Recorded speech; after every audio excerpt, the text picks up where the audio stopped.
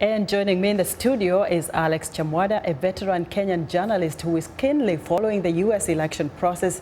Alex, welcome to Africa 54. Thank you, Esther. And you know, you've covered the U.S. election for a while now. What is your perspective so far of the U.S. electoral process? First of all, thank you, Esther. If I compare with what I saw in 2008, because I covered it 2008 and now, I feel that the emotions are bigger.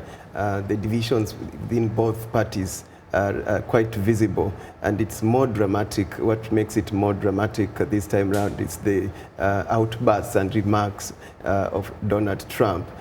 So then, in that sense, I find it quite dramatic. And covering the 2008 and now, it's sort of, for me, a continuation.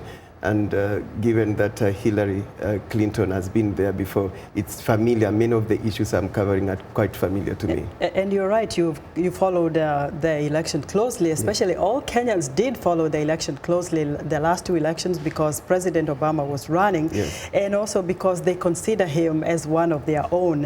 Why the interest this time around? The interest because, of course, they've been following the administration of President Barack Obama, so they would want to know what next after Barack Obama. Will the Democrats continue, or the Republicans will now come in? Who will win? Secondly, it's Trump. Trump is quite dramatic, and Kenyans love drama. It's quite familiar with how politicians talk back home. So they are following not just because of the Democratic and Obama link, but also the Donald Trump drama. And it's quite exciting to them how they are seeing the two politicians, answering each other. Yes, we can't say there are no issues. There are issues. It's issue-oriented election, but the drama bit of it is quite interesting. And some may be concerned about what's next in terms of the U.S. policy towards Africa, for that matter, or various countries. Of course, pick an issue like immigration.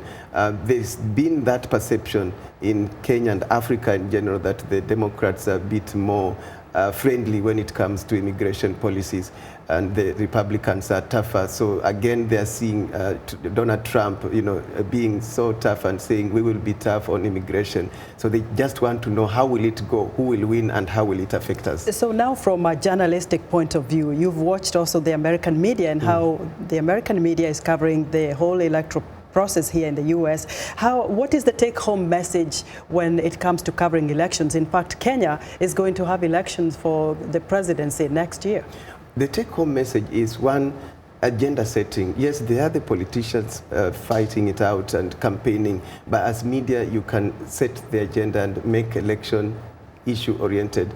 In Kenya, when we cover elections, issues tend to get lost in form. Instead of substance, we are bringing out form more than substance. I would like Kenyans to really understand what are the issues in an election. What does each candidate stand for? Secondly, technology. I've observed that media are quite advanced and relaying live every minute bit of it and analysis, so that you're not just waiting for political rallies at the weekend to tell Kenyans what's happening. And of course, Kenyan media is moving towards 24-hour news relaying. So we hope that we can pick useful lessons on how to do 24 hours continuous without waiting for political rallies. Well, Alex, very well said. Alex, thank you. Alex Chamwada is a veteran television journalist in Kenya.